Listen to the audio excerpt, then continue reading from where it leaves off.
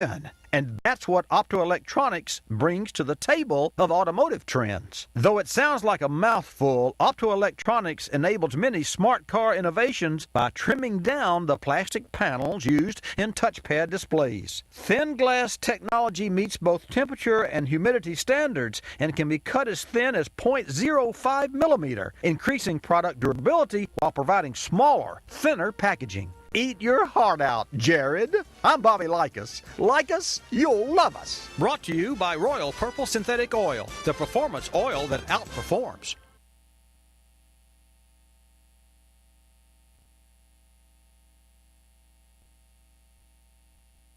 Hi, I'm Bobby Likis with today's Car Clinic Minute. Trolls charge them to cross bridges. Banks levy them to use ATMs. But I know an automotive fee that's next best to free and good for the environment. When I come back, I'll tell you all about it. I'm Bobby Likis, calling all technicians with 20 facts about ethanol. The Department of Agriculture determined ethanol's energy balance to be 1.7 to 2.3. That's to say, today's ethanol production yields nearly twice as much energy as it took to create. Also, in 2011, ethanol use reduced tailpipe CO2 equivalent emissions by 25.3 metric tons. I'm Bobby Likis with 20 facts about ethanol, brought to you by the Renewable Fuels Association. Believe it or not, there's a fee that keeps two things green: your wallet and the environment. When purchasing a new battery for your vehicle, core charge levied by the government is collected by retailers. So where's the good news? Trade in your old battery and the fee's waived. Or if you forget to bring it with you, just return it later and the core charge will be cheerfully refunded. An environmental bonus: used batteries kept out of landfills are collected from retailers and recycled. I'm Bobby Likis. Like us, you'll love us.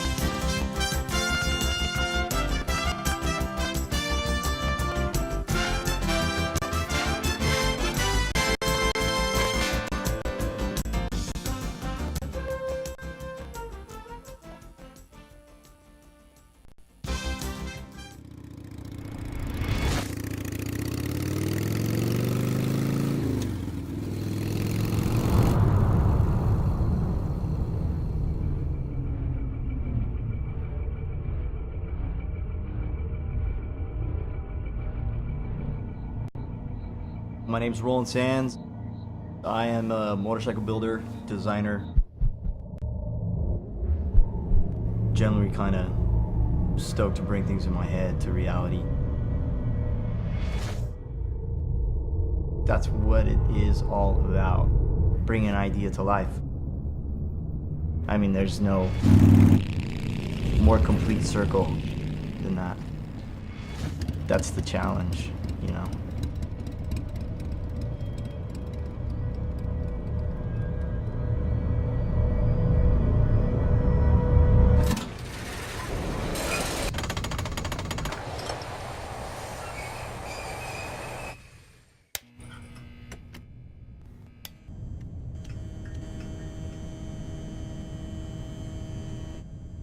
I was around motorcycles, I mean, since I can remember, really.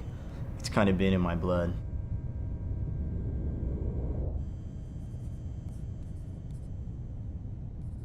When I was 18, it was like a drug addiction, man.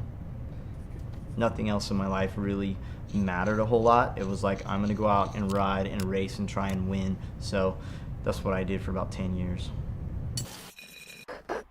And I didn't know I was gonna be a national champion, and I didn't know that I'd end up winning national road races and breaking track records and racing at the highest level.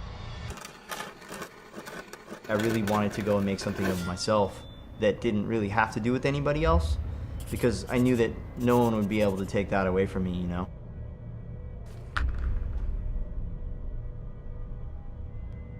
Pushing myself seems kind of like a way of life.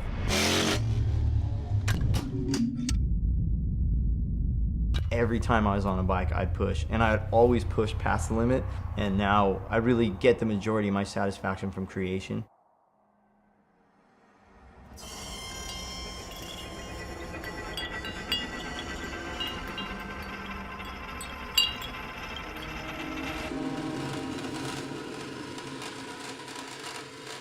I don't know, some people call me one of the top builders, I guess I am, but what's different is in this realm of building motorcycles, it's not about being the best as much as it's about just creating and wanting to build new stuff and cool stuff.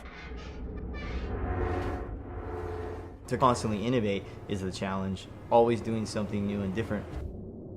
And today it's so tough because there's so many people building really great things, it's hard to stand out, you know? So you gotta constantly push.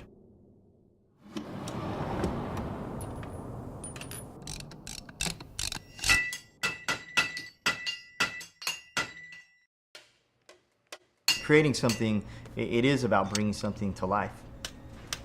A motorcycle to me is like the personification of that, because it like involves so many different things. It involves art, fabrication, design, engineering, rubber, steel, aluminum, titanium, paint, wood, whatever you can throw at it. So motorcycles are to me like the finest display of bringing an idea to life, making it real, making something you can actually touch, feel, and ride. That's what it's all about.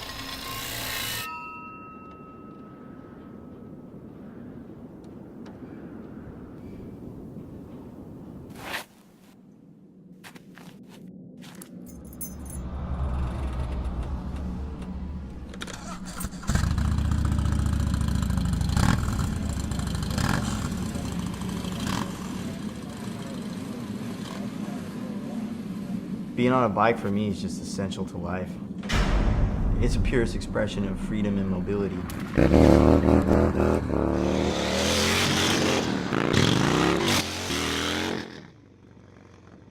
The faster you go, the harder you ride, the harder you push, you feel it so much more on a motorcycle. If you're going 100 miles an hour, you know it.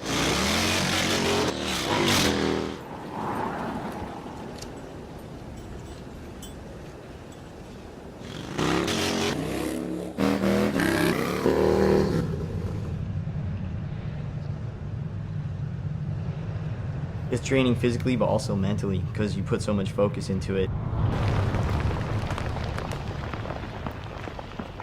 When you're on a bike, it strips everything else away. It just makes anything else in your life disappear.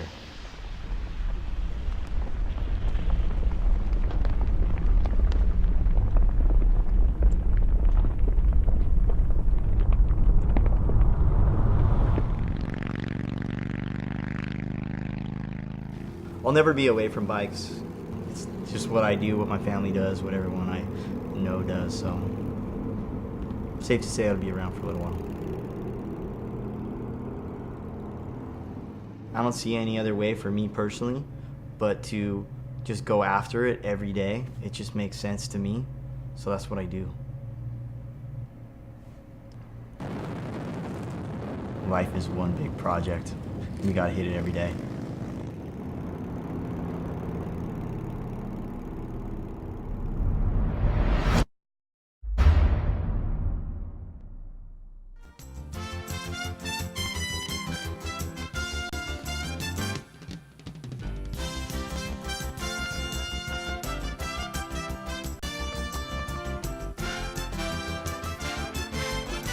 Welcome to Bobby Likis Car Clinic.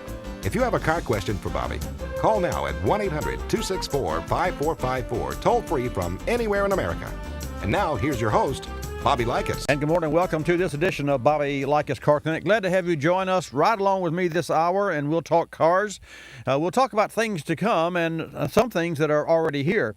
Some things to come are electric vehicles that are talking in the cloud and will connect to utility companies. Very interesting. Also, the new Ford F-150, an inside scoop on the inside interior look of that new truck. I'll share that with you. And also the net effect of and I say the net effect, Ford has not released the MPG figures at this time, but it's going to be very interesting because the vehicle is 732 pounds lighter than the same vehicle last year. It's going to be very interesting with the new aluminum body.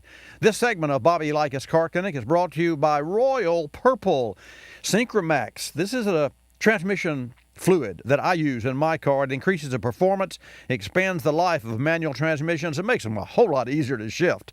Also, all of the premium products from Royal Purple are API certified. Warranty-compliant oil for newer engines. The HMX revitalizes high-mileage vehicles and extends engine life. That's a high-mileage engine oil. And the HPS, if you've got a hypo car on the street, that's what that oil is designed for. And all formulations come with a Royal Purple 1-year, one oil change pledge. Where can you buy Royal Purple? Well, O'Reilly Auto Parts. I'll tell you a little bit about O'Reilly when I come back and take your calls at 888 Car Clinic. I'm Bobby Likis with today's Vehicle Maintenance Spotlight, brought to you by O'Reilly Auto Parts. Driving's not just about going.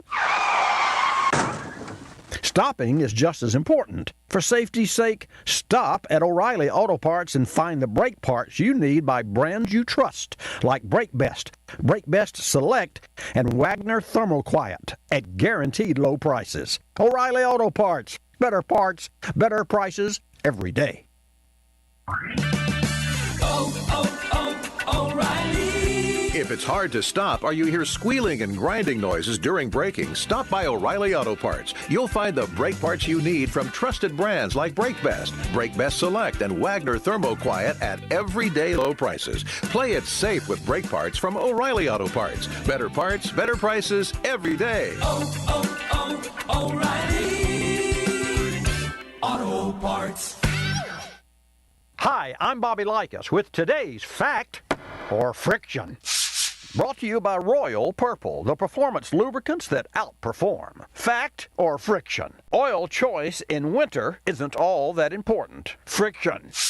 An oil's cold cranking viscosity is critical to engine lubrication at first start. Conventional oil made from crude-based stock is naturally comprised of different sized molecules, which are pumped from the crankcase and flow to the engine at different rates. Conversely, the molecules of synthetic oil are engineered to be the same size, which means they flow at a consistent rate for optimum pumpability and flowability, especially important for getting critical lubrications quickly to the engine in frigid temps. When choosing oil for your vehicle, consider Royal Purple High Performance Motor Oil. Visit RoyalPurple.com for all the Royal Purple advantages. Then pick up your Royal Purple today at Pep Boys.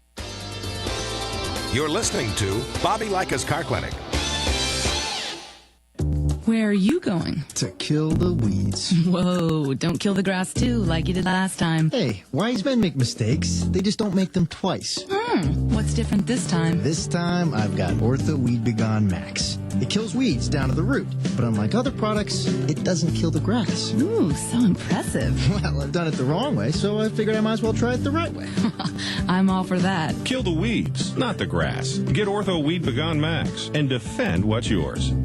Being there matters, and your United States Navy protects and defends America on the world's oceans. Around the globe, around the clock, Navy ships, submarines, aircraft, and most importantly, tens of thousands of America's finest young men and women are ready to defend America when piracy threatens global commerce, when disaster strikes, or when called upon by the Commander-in-Chief. Your Navy is there.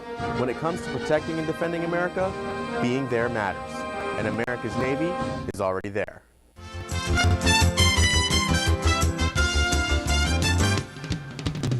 And now back to Bobby Likis Car Clinic and your host, Bobby Likis.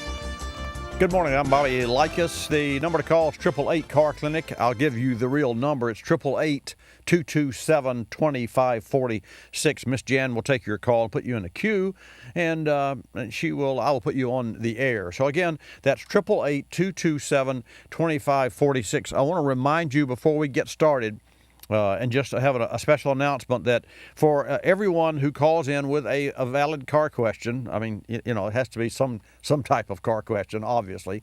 We're going to put your name in a hat because during today's broadcast, that would be over the next 2 hours, we're going to give away a special $50 Visa card. It's a $50 giveaway today from Auto Value Bumper to Bumper. And Auto Value Bumper to Bumper wants to remind you to replace your brake hardware with every brake job. Often overlooked, folks, brake hardware is all those little supporting components in, on, and around the caliper and the pads that help properly align the brake pads and retract them away from the rotor for smooth, reliable, quiet, and efficient brake performance. It's a small investment to ensure that your brake job is complete and done right. If you're in the business out there and you're replacing pads and rotors and doing common brake jobs, make sure that you're using the small brake components, the hardware that holds all the alignment together. And I made an analogy yesterday with a brake hardware. You think about your glasses and your frames and your lens and all that, but you don't think much about one of the little screws that holds the arm in until it's lost or it falls out. That's hardware. And that's how, not necessarily how small some of the brake hardware is, but that's the job that brake hardware plays. So just remember, available at participating Auto Value Bumper to Bumper stores. Don't forget about brake hardware. And if you're in the business, really, it's for your customers, and it makes you look really great as well.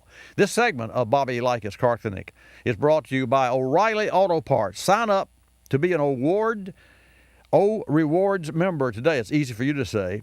Say that, Tony. Rewards member. Okay. Sign up to be an Rewards member today and start earning instantly $5 back for every $150 you spend. It's fast, easy, and free, and only at O'Reilly Auto Parts. Better parts, better prices every day.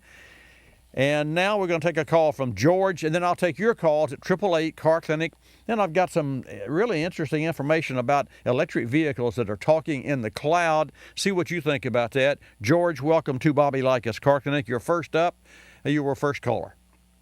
Okay, I have a 2009 Canyon GMC, and several times a year I'll turn on the key and nothing will happen. It won't turn on. It's like it's not even connected to the starter. And then within usually 10 minutes of trying it, it'll start up and the car will work great for several days, several weeks, a month, and then it'll happen again. Of course, when I take it into the dealer, yeah, right, it works, and they've tried to analyze it, and I've tried a new battery, and I wonder if you had any idea or what I could do or what the problem is. I do have an idea, and I would imagine that given the experience that we've had, it would be in the security system. And here's the challenge, George. The security system, of course, recognizes the key and goes through codes, and so it would be my. If I were checking that out, not me, but Terry Elm, who is our ASE lead technician, he would go through a litany of tests that would include, number one, the connectivity between the body control module and the security module. And I don't want to talk technical terms, but I got to tell you, your particular problem, even if it had nothing to do with the starting of the car, is one of the most elusive, evasive, hard to locate and pinpoint, because as you just said, you could go a month and this won't happen. So here's what I suggest that you. So I said all that to say that it's not easy to find, and it doesn't surprise me that the dealer can't find it. What I think you could do in the meantime, and you can tell me if you've tried this, whenever the vehicle won't crank, and we're not talking about start, it just won't, it refuses to turn over. Is that what you're saying? Right. Yeah. What I would do is I would take the key back out of the ignition. I would use the key fob to lock, and you can do this from the driver's seat. You can just leave it in park. Well, it's going to be in park anyway. But take the key back out of the ignition and lock the vehicle using the key fob, and then unlock the vehicle using the key fob, and then put the key back in and see if that makes any difference. Now, you might say, well, wait a minute, the key's already in the ignition. What if I just use the key fob as it hangs from the ignition and lock and unlock? But that's not the same thing, because you want the key removed from the ignition switch. And so what that will do is that will cycle the body control module that locks the doors and the security module that determines if the doors are locked or open. And it is, again, a security feature. And there's one other thing that you understand what I just suggested. Yep. Okay. Yep. Now, you could also try this, just for grins. You could try it, you know, because here's the point. You never know when it's going to happen. So you turn it and nothing happens. So during that time, what you could do is just try it the other way, leaving the key in the ignition and using a key fob to lock the door and unlock the door. And believe it or not, that's two separate tests. Although it sounds like the same test, that's two separate tests, because when you take the key out, then the lock cylinder no longer recognizes the key. So that's one connectivity point of connectivity. And then the other is the actual radio frequency, the door, you know, that locks and unlocks.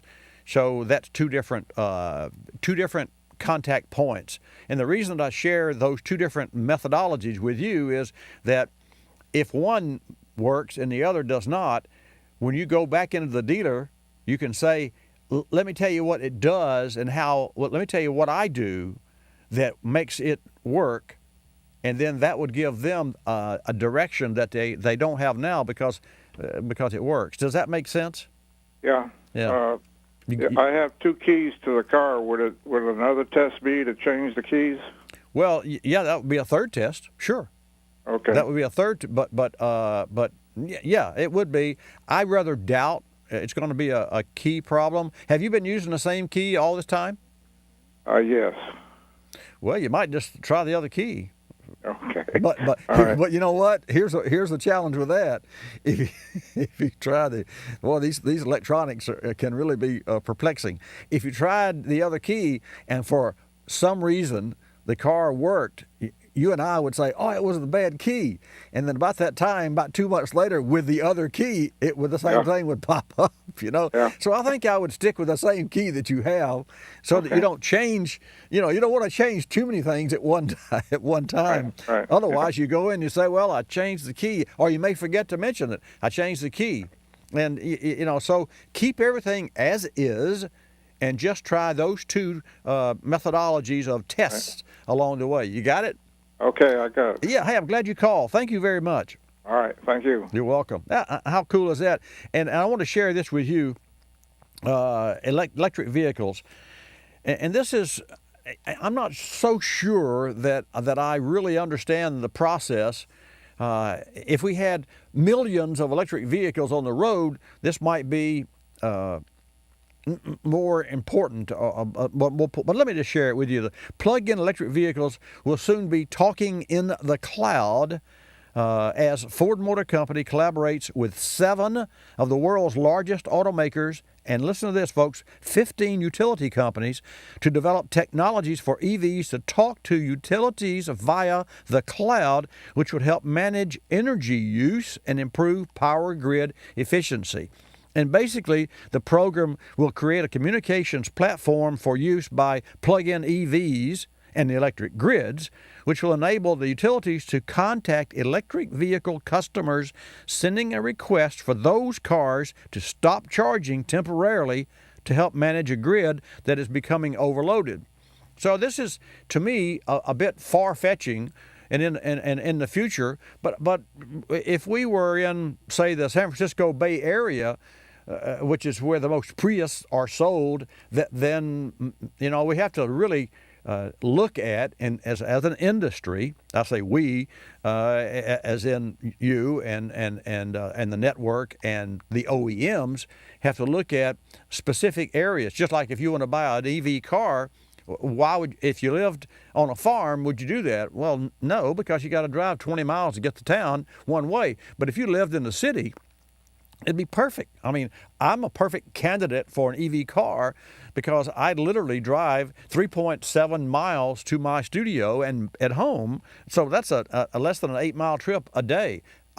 Literally, I would never have to buy gasoline except to refresh the gasoline that was in the car. So here's the bottom line. Participating utility companies are prepared to offer financial incentives to owners who make their cars available to the grid, similar to utilities offering customers discounts for allowing their home air conditioner to run intermittently during times of high demand. I never heard any company offer me money, but I'll think about it and I'll take your call. Whether you're a DIYer or a brake professional, be sure your brake job is complete by replacing all the brake hardware with Carlson quality brake hardware. Why? A brake job is more than simply replacing shoes and pads. Fact is, when you also replace springs, clips, and other hardware parts that hold all brake components in place, your brakes will perform better and last longer. It's a small investment to ensure your brake job is complete and done right. Invest in the best. Invest in Carlson quality brake hardware kits with every brake job. O'Reilly. If stubborn bugs and road grime are making it difficult to see what's ahead, let Rain-X Bug Remover Windshield Washer Fluid clear the way. Stop by O'Reilly Auto Parts today and buy 2 gallons of Rain-X Bug Remover Windshield Washer Fluid for $6. O'Reilly Auto Parts. Better better prices every day. Limits apply. See store for details. O'Reilly Auto Parts. This mailbag is brought to you by K&N, the world's best air filter. Today's question comes from Jason in New York. Bobby, I recently installed a K&N cold air intake on my 2012 Silverado. Installation was easy, took about an hour and a half, and I can really feel the difference in horsepower. But on a recent service trip, my dealer said the cold air intake will cause a check engine light to come on. What do you think? And if it happens, what should I do? Jason, many things can trigger a check engine light. K&N's cold air intakes are put to extreme tests without triggering those lights. But if a check engine light does come on and you suspect it may be due to the cold air intake, or your dealer says that it is, go to knfilters.com, call the toll-free tech hotline in the upper right-hand corner. A K&N technical advisor will talk you through what to do. Drive to knfilters.com, take a virtual tour, and find all the reasons why K&N is the world's best air filter. You're listening to Bobby Likis Car Clinic. Hi, Tom Bodette talking to you on a cell phone to demonstrate how easy it is to make reservations in Motel 6 when you're on the road. Uh-oh, I'm just about to head into a tunnel. Anyway, just call 1-800-4-MOTEL-6. Clean, comfortable room. Lowest price of any national chain. Oh, sorry, this stupid phone's cutting out on me. Man, I hate these things. I'll call you back. I'm Tom Bodette for Motel 6, and we'll leave the light on for you at Accor Hotel. We'll be back with more music, but first a look at weather. Here's meteorologist Tom Sparks. Thanks, Chad. There's a front moving in from the south, which is going to mix with warm air, giving us the distinct possibility for showers over the next few days. In fact, some of them are going to be big soakers, let me tell you. However, if you're planning any outdoor activities for the weekend, I have good news. So it's going to be clear? No, I just saved a bunch of money on car insurance by switching to Geico. See what you could save. Call 1-800-947-AUTO. Geico. 15 minutes could save you 15% on car insurance.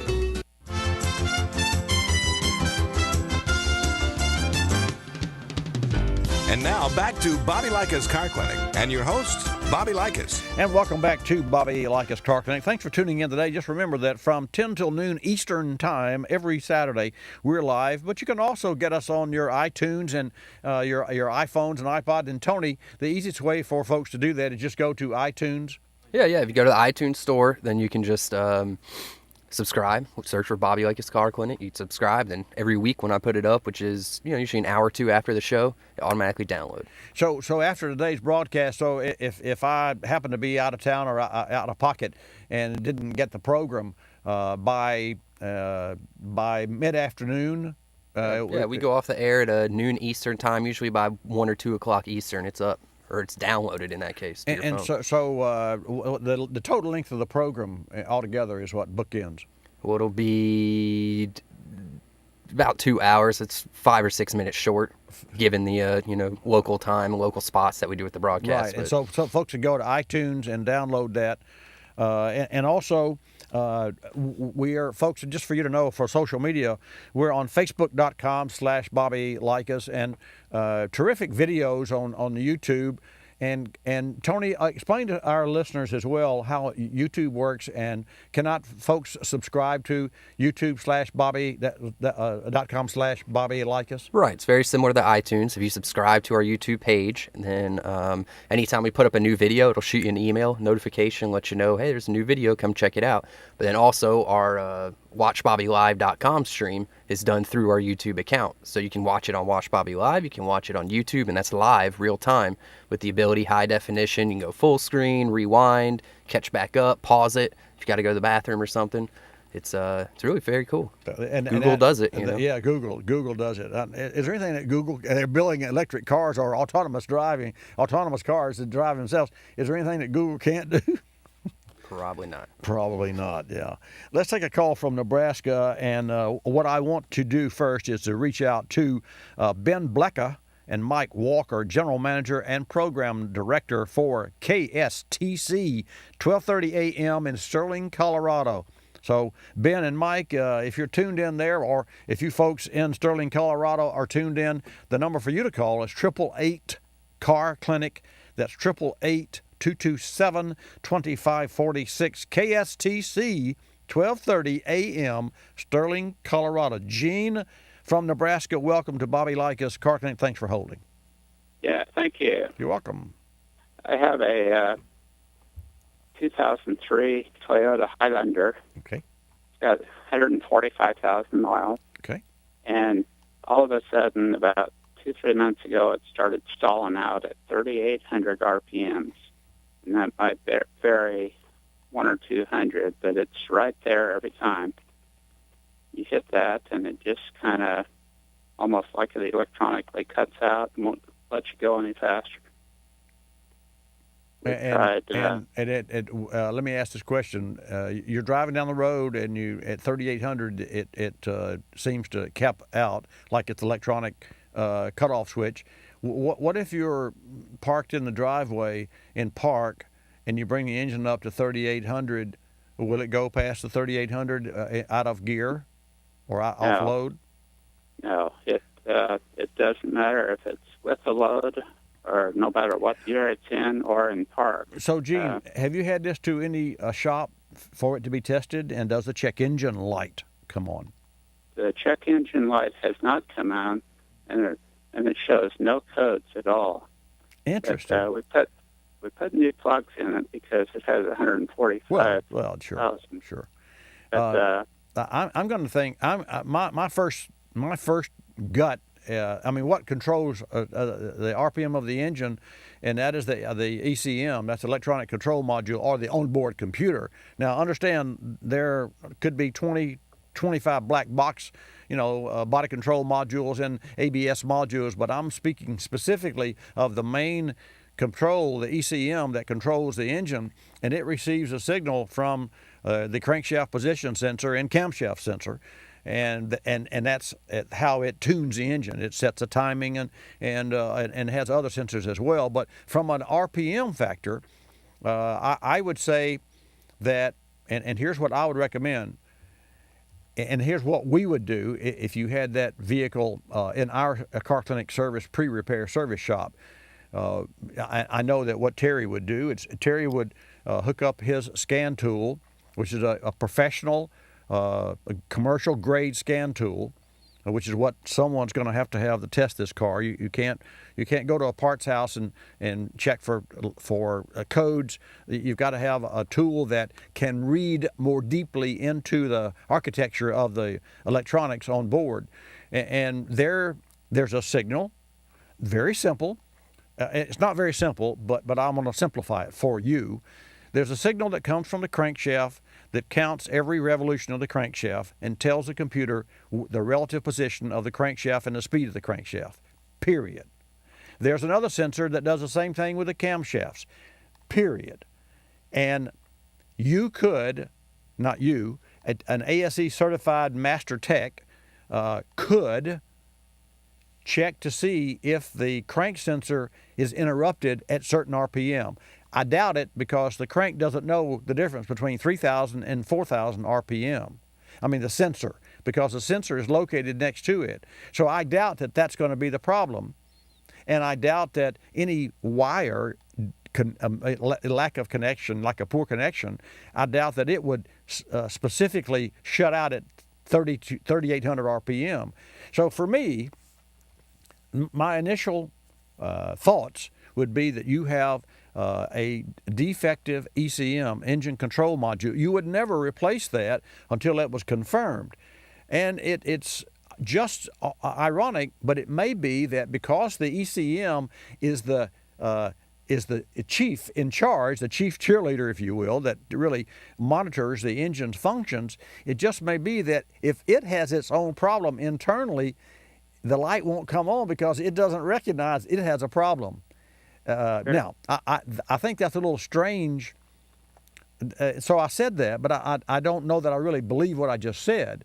And what to further explain, which I probably shouldn't do, but to further explain, if the engine control module gets reports from all of the surrounding and supporting sensors, and it has an internal problem, it may not see its own internal problem. If that's the case, then it wouldn't turn on the check engine light because it didn't know. It's the blame. And the reason that I feel strongly that it's inside this module is because if it were performing perfectly and it was a sensor, a speed sensor, an engine speed sensor, crank sensor, the cam sensor, it would recognize and it would turn the light on. So to me, that makes more common sense. That may not make electronic sense, but it does to me. So that's what your next step would be to find. Do you have a shop that you frequent? Yes, I do. Okay. Have they looked at the vehicle yet? Yes, it kind of pointed that the throttle control valve. There was one time that he disconnected the throttle control valve, and it ran up to 5,000 RPM easily. Hooked it up, replaced the throttle control valve, and it started doing the same thing immediately. But I'm not. But okay, I got you. But here's my point, and here's what you need for the technician to do. Monitor the sensor string and monitor the signals coming into the computer. Computer, if the computer has an interrupt, in other words, if you've got a 5-bedroom home and you got a light out in one or two of the bedrooms, it doesn't mean you don't have power to the home. But if you've got a light out in all of the rooms, then it means there's probably no power at the pole. So the bottom line is what's common to the RPM and that would not make the light come on, that to me points to the ECM. And and in other words, for testing purposes, that string needs to be tested. And yes, it could be throttle control, but the computer controls the throttle control, and you've already replaced that. So I don't like to put parts on cars because they're too expensive. And sometimes if we're talking a $100 part, it's actually better to replace a $100 part if the technician's experience says, I've had 30 of these, and of the 30, 60% had the bad throttle control. I say let's replace the throttle control, but I want you to know as the owner and the customer that I could be wrong here, and so it's not throwing parts on cars, but it's playing the odds, and the only way you can not play the odds is to have someone that has the time, and therein lies the problem, has the time to really test individual sensor string reports to the vehicle's controls. And I can tell you that there are few shops that can do that can and will do that, because those shops are more into specific repairs, and they have a core feeling for repairs of automobiles. And I don't want to go on with this call, except that Gene, I don't want you to understand that not every shop can do, will do, locate and pinpoint, because there are many hours, and I bring this up because it's true. there are many, many hours, hundreds of hours that we spend on cars that we do not charge our customers for, because we have a thirst for what's going on, and I'm as guilty of that as possible. On one hand, we try to service as many cars as for our customers as possible. On the other hand, what's wrong with that car? And if one person doesn't know in our shop, we have a group, and we get together in groups, and we have an all hands on deck. Here's a problem we're having with this car. What's it going to take? What's your experience? What's your experience? And you got 4, 5, 6 people involved. You're more apt, if they come together, you're more apt to find a solution. So that's really what I say to you. Go back, have them test for input to the computer, and there's a glitch there somewhere, and I hope that I've helped you. And for those who are listening, I thank you for your patience. Gene, good luck on your project. Hey, thank you very much. It's my pleasure, sir. 888-227-2546. This segment of Bobby Likis Car Clinic is brought to you by Carlson Quality Brake Hardware Kits. Just replace your brake hardware with every brake job and insist on Carlson for certified fit and performance. And again, if you are in the automotive repair and service business, you should replace that brake hardware with every brake job. Just make sure that you use Carlson Quality Brake Hardware Kits. Jim from Michigan, welcome to Bobby Likis. You know what we're going to do? We're going to have a little break here, and then we're going to come back and talk with Jim in Michigan. So you stay tuned. Jim, you hang in there.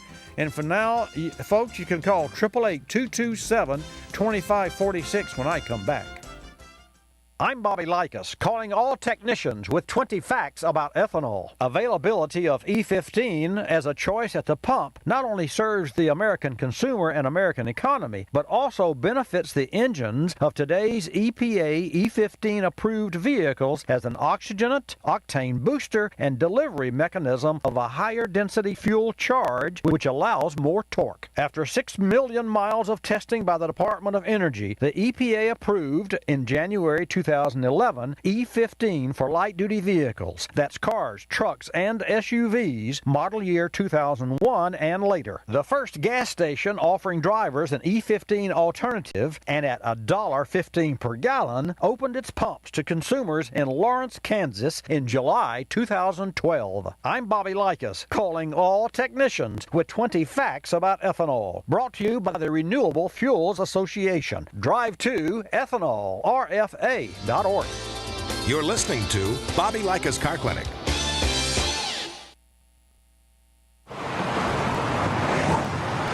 I'm your blind spot. And my job is easy. Hide big things. You're good.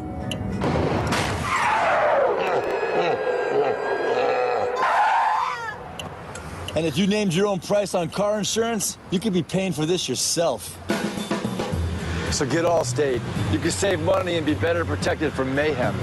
Like me. Dollar for dollar. Nobody protects you from mayhem like Allstate agents. P. Ricey Outfitters, I'm Tina. How can I help you? I'd like to place an order. Great. Which item? The cotton roll neck sweater, large. Okay. Periwinkle loaded or caramel? The caramel, please. The what? I'd like it in caramel. Oh, the caramel? Yeah, that's what I said, Tina. Actually, you said caramel when it's pronounced caramel. Can't we just call it yellow? No. Everyone knows the best part of a Milky Way. They just don't know how to say it. After all, it's our caramel. It's caramel. Ugh, that makes a Milky Way great. If you're familiar with the Kulsiford section of the newspaper, you probably understand this message quite well. You see, in the Kulsiford section, everything gets abbreviated. Consonants, vowels, prepositional phrases, the very building blocks of our language are thrown right out the window. And that makes it difficult when you're trying to sell your car.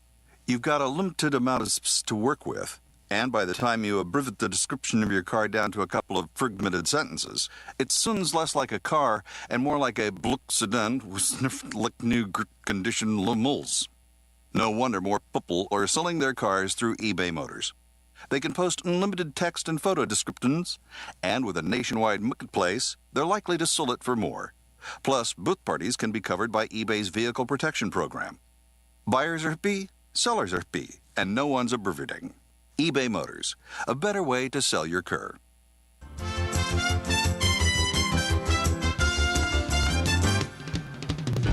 And now back to Bobby Likis Car Clinic and your host, Bobby Likis. And welcome back. Thanks for tuning in to Bobby Likis Car Clinic today. I hope you had a great week, and I hope that today brings you just a car that is enjoyable to drive. Friends of mine are actually searching for a new car. They've got a couple of older cars, and we sort of help them make the decision that one of them just continues to cost them money to keep running, and so they're looking for a replacement for this car. The problem, the car's been so good that they don't really know what car to buy to replace it, because the whole idea of replacing an older car that is aged as well as high mileage, it can be daunting, you know. And so the first thing is the budget. You have to figure out what your budget is and those sorts of things. So I think it's very interesting. I want to remind everyone tuned in that Auto Value Bumper to Bumper has a special $50 giveaway today. And I want to remind you that you call with your car question. We'll put your name in the hat, because in about an hour from now, we are going to, in the second hour of Bobby Likis Car Clinic, we're going to draw a name out of the hat, and you'll have a $50 special giveaway from Bumper to Bumper. And Bumper to Bumper Auto Value wants to remind you to replace your brake hardware with every brake job. And this is often overlooked. Brake hardware is all the supporting components in, on, and around the caliper and pads that actually properly align the brake pads and retract them away from the rotor for smooth, reliable, quiet, and efficient brake performance. It's a small investment to ensure that your brake job is complete and done right, and the brake hardware is available at participating Auto Value bumper-to-bumper stores. Take a call now. Jim, thank you for holding. Jim in Michigan, welcome to Bobby Likis Car Clinic. Yeah, hi, Bobby. Hi, sir. I have a 205 Buick LeSabre, and it has handled bad shortly after it was new. They put a new engine in, and then from that point on, it handled bad. So they realigned the front end. It still didn't cure it. It wanders all over the road. And so I had it aligned by a laser shop. Good. And it still handles the same. When I questioned the technician about caster adjustment, he says there is no caster adjustment on that car. And what little I know about the caster, I think it's got negative caster. But well, I wouldn't think it would have negative caster. I mean, I don't know of any cars that have negative caster. No, and it shouldn't. I think it should have a slightly positive. Where do you get your? I mean, what makes you think it has negative caster? I know it drives like it has negative caster, but what makes you technically make that statement? Oh, just the way it drives. Okay. All right. In other words, your Buick drives as though it had negative caster, and we all know that it should have positive caster. Exactly. And folks, for those of you who care or don't care, you need to know caster is like a bicycle fork. You sit on a bicycle, you're not moving, and you turn the handlebars to the right, and you turn the handlebars loose, and zip, the handlebars come back straight. It is the angle of the fork that causes that, and that's the same thing true for automobiles. When you turn a corner and you let loose of the steering wheel without positive caster, you don't get a good return. I mean, otherwise you'd have to turn it to the right and then turn it all the way back, and you can't do that in rhythm. So that's what this gentleman was talking about. And Jim, to that end, when you turn a corner, does it return okay? I mean, does it drive, except for the wandering over the road, does it return to straightaway okay after a turn? Not really, no. You have to return it by steering the wheel. Well, it sounds to me like there's a problem in the rack or a problem in a binding. I don't know what would bind enough to be that severe. Yeah. Have you taken a technician for a ride? The gentleman that aligned your vehicle with a laser, and by the way, we use a digital imaging machine, much like what you're talking about, and we get cars down. I mean, it's unbelievably close at how this alignment machine works. It still, to me, it's just indicative of the technology that we have today with tools. And we recently, I say recently, a couple, 3 years ago, bought an alignment machine, a Hoffman actually, which is one of the best on the market, and it's unbelievably accurate. So much so that we take and print a picture of the wheels positions, and then we print a second after the fact, before and after alignment, and there's no doubt that where the alignment is. Having said that, have you taken the gentleman that aligned your Buick for a ride to show him what your car's doing that you don't like? No, he takes it. He takes it and drives it before he gives it back to me at the shop. No. Wait. We're not talking about the car now. We're talking about the communication between you and this technician. You have to take that gentleman for a ride and show him what your car's doing that you don't like, because you may have a problem that has nothing to do with the alignment, and I suspect that's the truth. Yeah, we have another car which is a 201 that handles beautiful, and so right. I never did take the technician for a ride though. Okay. He just drives it. Okay, well that's what you're going to do next. You're going to go back to this technician. And you're going to take this technician for a ride and show this technician on a specific road or highway what your Buick, your 05 LeSabre is doing that you don't like, and why you feel that way. And then, so I want you to promise me to help you that you will do that, number one. Number two, after you take the technician for a ride, I want you to find a safe place to pull over, and I want the technician to drive the car, and now I want the technician to take you for a ride after you've taken him for a ride, so that he can duplicate and feel what you're feeling. Because if you can show it to him when you're in the driver's seat, he should be able to show it to you going over the same road while he's in the driver's seat. You understand what I'm proposing here? Yes, I understand what you're saying. But he says there is no caster adjustment on that car. And I have the manual for that car, and it says you have to file the mounting bolt. Well, yeah. To get any I know. caster. There's all kinds of ways we can modify cars. That's a given. But what you have to sell yourself on, and I can only suggest it. And then when you hang up, you'll say, "Well, gosh, I'll get around to that." I don't want to waste your time or your efforts. Unless you communicate with this person what your car is doing that you really don't like, he ain't going to buy in.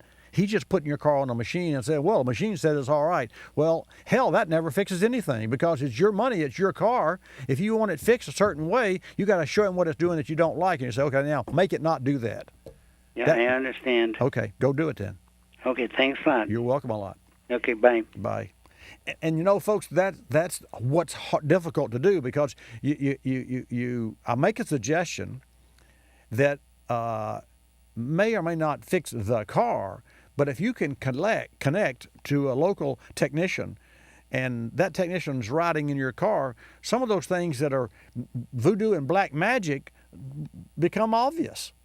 We had a lady that called from New York. You remember that, Tony? Lady that called from New York and took her car to the dealership, and they said that, and it was knocking. It was an 06 Impala. Right, Impala. And they said, yeah, they all do that. And not just that, but we had another guy call in with an Impala, a different year, but they said the same thing. Yeah, and they said, don't worry about it. Don't worry about that. They all do that. See, that really has nothing to do with the automobile.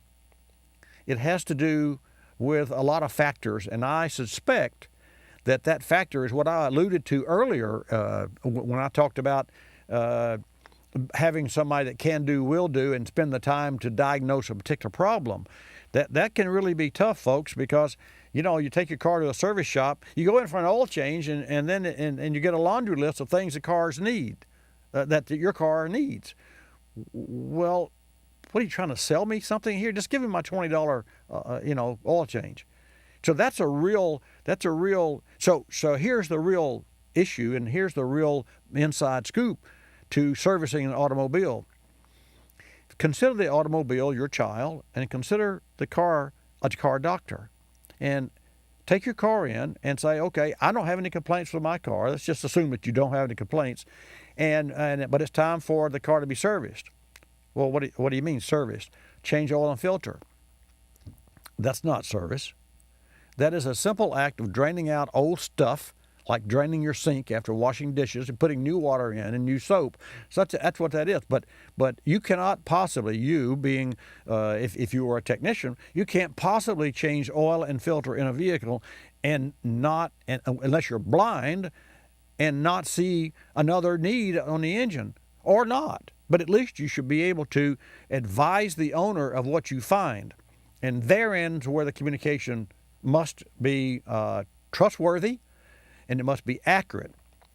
And that's the easy part for me, because I can always find more wrong with an automobile than the owner has either the budget and or the time to correct. So it's kind of an easy job. We're just reporters is what we are in an automotive service business. And if you run an automotive service shop, that's what you should become, a reporter. Here's a problem. Here's the car. Here's what needs to be done. And here's what we think the cost is going to be, where we can estimate the cost. You're the owner. What would you like us to do? Well, I just want my oil changed. Well, fine then. Just want you to know that, in a few months, you're going to have a belt to come off. I just hope you're not traveling with your kids on a highway somewhere. Those are the kind of things that you need to know about, what your car really, really needs. Okay, I'll open the phones again. Sorry, I didn't mean to get on that rant there, but I just want you to know, in this industry, folks, it ain't easy. And it ain't easy for you as a car owner sometimes, and it's not easy for us as a car doctor sometimes. So how do you pull the sometimes together? With communication, and that's what Car Clinic is all about. And I'm passionate about that because it works. It works. Here's what we don't allow in our service shop. You become familiar with the shop, and you go in, you're late for work, you hand them the keys, you got some kind of new noise there, take care of this for me. And then you go on to work. So one of the things we don't allow in our service shop, we do not allow our customers to come in and throw their keys and their cars at us unless they leave their wallets. And you say, well, yeah, wait, don't go to work, leave your wallet. Which means leave me the authorization to do whatever I choose to do to your car. Well, wait a minute. Exactly. Wait a minute. So you have to be part of the solution because it's you who writes the check and drives the automobile. Interesting? Yeah, definitely interesting and worthwhile, worth for you to know. Let's see what I want to share with you. I'll tell you what, Bobby. Yeah. I got a question for you. Yeah. Okay. It's a car question. All right. Did you get to throw my name in the hat, too? Can I win the $50? No, you can't win the $50. Oh, man. Okay, so 2007 Honda Accord, about 47,000 miles. I've noticed lately, after driving, when I pull the key out of the ignition, the metal part of the key gets really, really hot. What's causing that, and is that something that's going to cause me problems later on? Well, they're the electronics. The electronics and the current that goes through the key. And the key, because it's metal, is attached to a metal cylinder. And that metal cylinder is attached to, has other parts attached to it. I suspect that it's not electrical heat that you're feeling. I suspect that it is heat that is telescoping from the engine compartment up through the mast jacket, which is the steering column, up through the steering wheel, and I suspect that's where the heat. And I'll give you another example.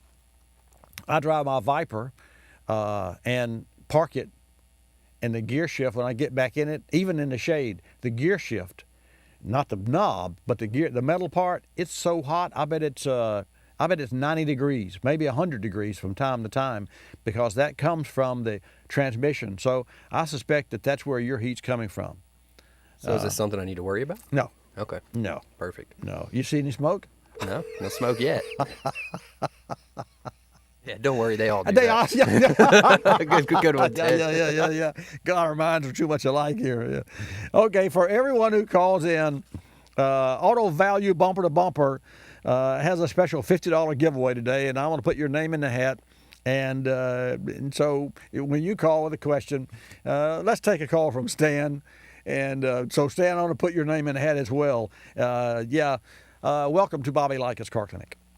Hi, Bobby. Hi, sir. I am and I am one of your iPod fans because I had to be out of town last week, and I just got through listening to last Saturday's broadcast yesterday. So I appreciate being on the being on the YouTube family group. Yeah, that is cool. It really is. That's electronics today, and not only for Car Clinic, but also, Stan, for other programs. I mean, those are just things that you say, well, out of technology. But I will tell you, from a convenience standpoint, I mean, what about, look at your television, the reruns, and those are the things that really make a time. Listen, I know that you're a busy guy and we're a busy guy, but we've only got a short time left on this hour of Car Clinic. So would you mind if I put you on hold and we take your call in the next hour? No, sir, I can handle that just fine. I want to talk about why 2014 is better than 1978 from Consumer Reports. You're playing your song, I think. You are playing my song. You're yeah, exactly. And folks, as this gentleman pointed out, why 2014 cars are better than 1978's, it is a great. They don't make cars the way they used to. They make them a whole lot better. And so next hour we're going to talk about exactly that, and also we'll put your name in the hat too for the Auto Value Bumper to Bumper giveaway. I'm Bobby Likis. Thanks for tuning in. We'll be back after the break and top of the hour. Bobby Likis Car Clinic. Bobby Likis Car Clinic is a copyrighted presentation of Car Clinic Productions Incorporated and may not be reproduced or rebroadcast without the express written approval of Car Clinic Productions Incorporated.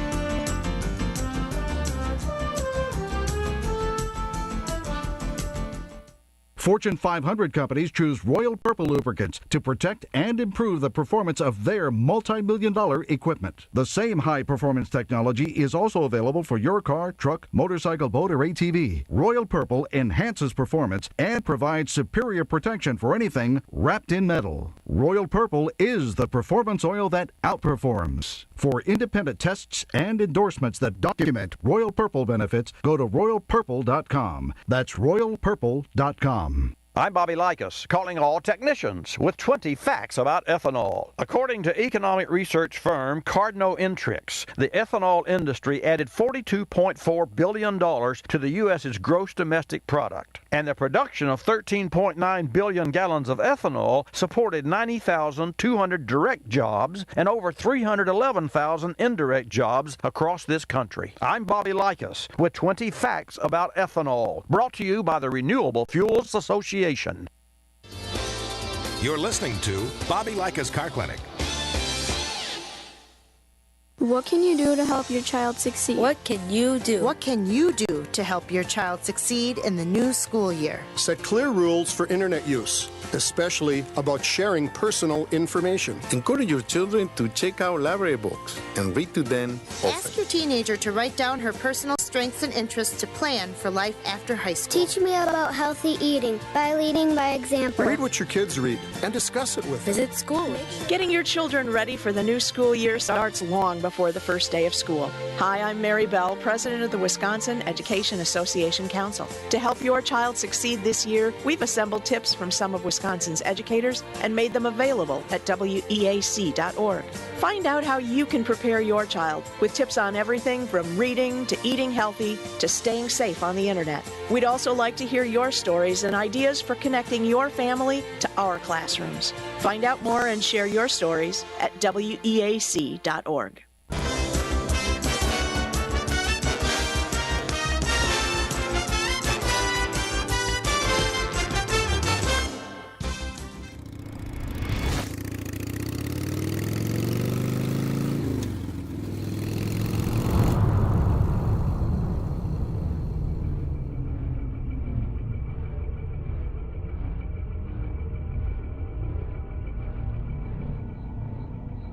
My name's Roland Sands. I am a motorcycle builder, designer. Generally kind of stoked to bring things in my head to reality. That's what it is all about, bringing an idea to life. I mean, there's no more complete circle than that. That's the challenge, you know.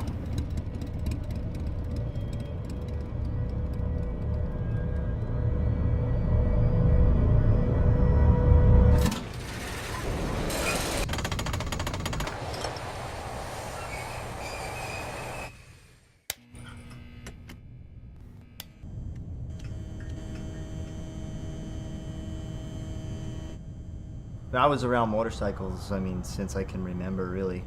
It's kind of been in my blood.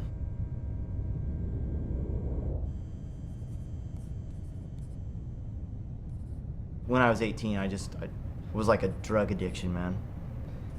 Nothing else in my life really mattered a whole lot. It was like, I'm gonna go out and ride and race and try and win. So that's what I did for about 10 years. And I didn't know I was gonna be a national champion, and I didn't know that I'd end up winning national road races and breaking track records and racing at the highest level.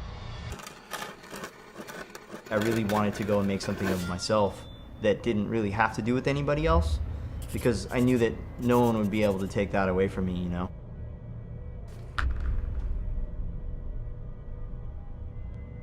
Pushing myself seems kind of like a way of life.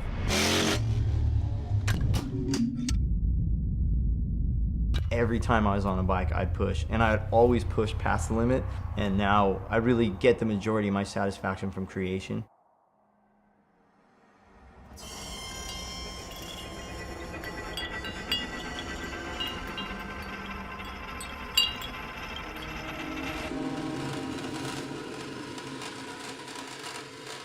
I don't know, some people call me one of the top builders, I guess I am, but what's different is in this realm of building motorcycles, it's not about being the best as much as it's about just creating and wanting to build new stuff and cool stuff. To constantly innovate is the challenge, always doing something new and different. And today it's so tough because there's so many people building really great things, it's hard to stand out, you know? So you gotta constantly push.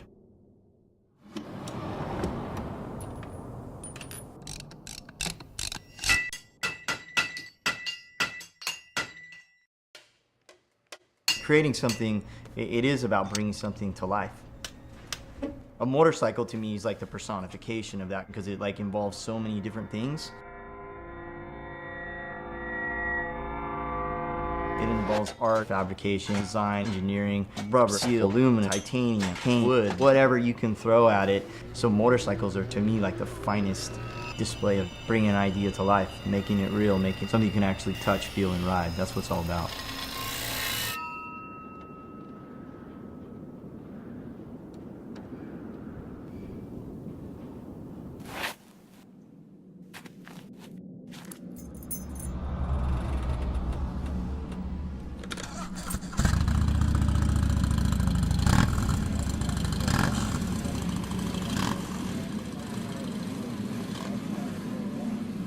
Being on a bike for me is just essential to life. It's the purest expression of freedom and mobility.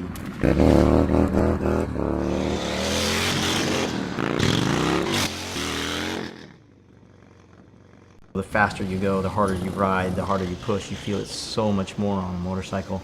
If you're going 100 miles an hour, you know it.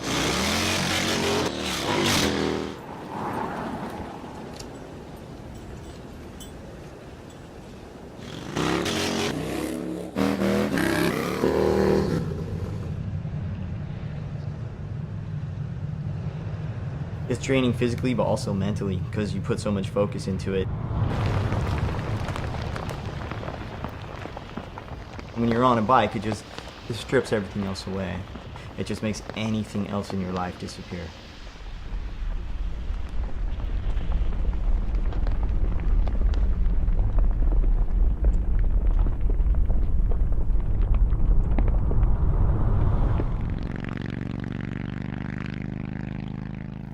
I'll never be away from bikes. It's just what I do, what my family does, what everyone I know does, so safe to say I'll be around for a little while. I don't see any other way for me personally but to just go after it every day. It just makes sense to me, so that's what I do. Life is one big project. You gotta hit it every day.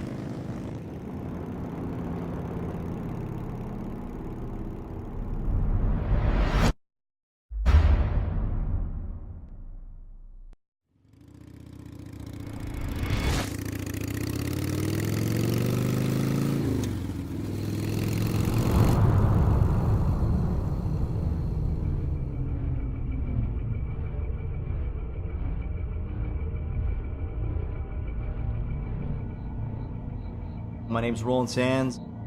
I am a motorcycle builder, designer. Also, you can dial 888-227-2546, which is also a toll-free number, 888-CAR-CLINIC. Jan will take your call, put you in the queue, and I will put you on the air. I want to welcome you to this hour of Bobby Likis Car Clinic and remind you that this segment of Bobby Likis Car Clinic is brought to you by Escort. Yeah, that's right, my favorite Passport. You can take your ticket protection to the max with a Passport Max, the first and only detector with HD radar performance. Take a look. Visit escortradar.com to learn more. Also, proud to say that this segment of Bobby Likis Car Clinic is brought to you in part by PowerFrame patented grid technology. Batteries with PowerFrame technology have better electrical flow, cranking power, and reliability. Look for the PowerFrame logo on the outside and know that you're getting true strength on the inside of your next new battery. Learn more at powerframe.com. Call me with your calls, 888-227-2546 for every person with a valid car question or conversation or just information about your car. We have a special $50 giveaway today from Auto Value Bumper to Bumper. More about that when I come back, and also we'll take Stan's call about why new cars are better than old ones. Stay tuned. I'll be back. How can you improve battery performance? PowerFrame Grid Technology, a more advanced kind of positive grid technology designed to combat the common causes of premature battery failure. PowerFrame Grid technology is formed from a single sheet of precisely rolled and stamped metal. This patented manufacturing process makes the battery more resistant to corrosion. Look for the PowerFrame logo on the outside of your next battery. It means true strength on the inside. Visit powerframe.com to find a retailer near you. O'Reilly.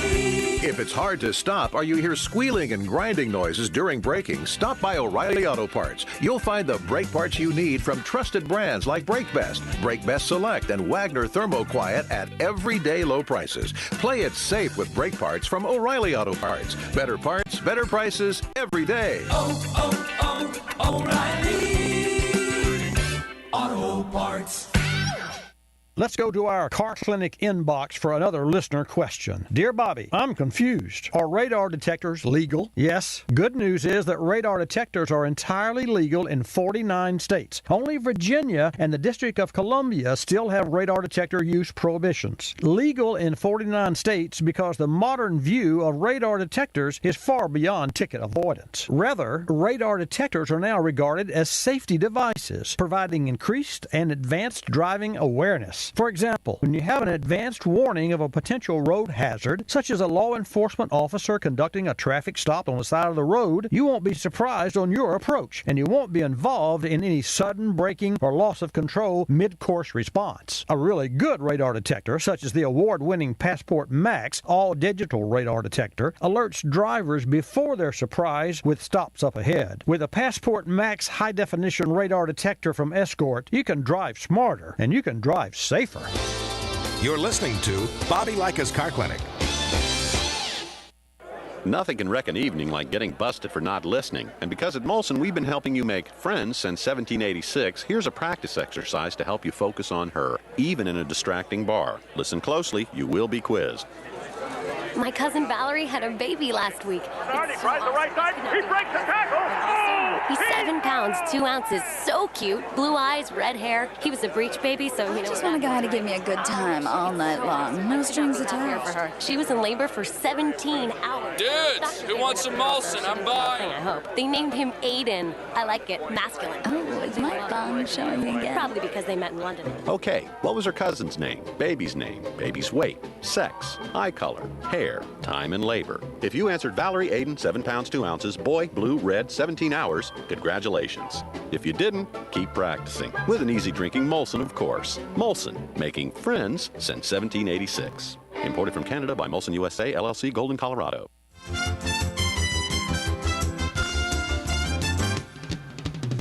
And now back to Bobby Likis Car Clinic and your host, Bobby Likis. And welcome to this hour of Bobby Likis Car Clinic. Sit back and ride along with me, and we'll have a good time. We'll talk about cars. Oh, really? We'll talk about cars and service, oils. You name it when it comes to transportation. I'm your man, including fuels. Don't forget fuels. And don't forget air filters. And by the way, Bobby Likis Car Clinic is proud to be sponsored by and partnered with K&N, the original performance air filter of NASCAR. And K&N's filters are so great. Tony, ask me how many K&N filters I have on my car. How many K&N filters do you have on your car, Bobby? Two. Well, which car? The Jag. So how many are in the Viper? 2. So there is. So you got 4 total in your cars. I've got 4. Uh-huh. Yeah, right. Because they have big motors and they have twin air intakes. And okay. Who cares? Stan, welcome to Bobby Likis Car Clinic. Thanks for holding. Well, you're welcome. It's interesting to what happens over the break. But I was calling because a guy at Consumer Reports retired, and he started in '78, and so they're running an article, and of course they're touting what Consumer Reports has done. But some of the stuff is right along some things, numbers that I wasn't, of which I had no awareness. Oh yeah. It says in '78 the average price of a gallon of gasoline ranged from 65 to 71 cents, but that's $2.36 to $2.58 in today's dollars. Okay.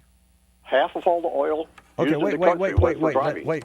Let me interrupt you there. That's $2 in what?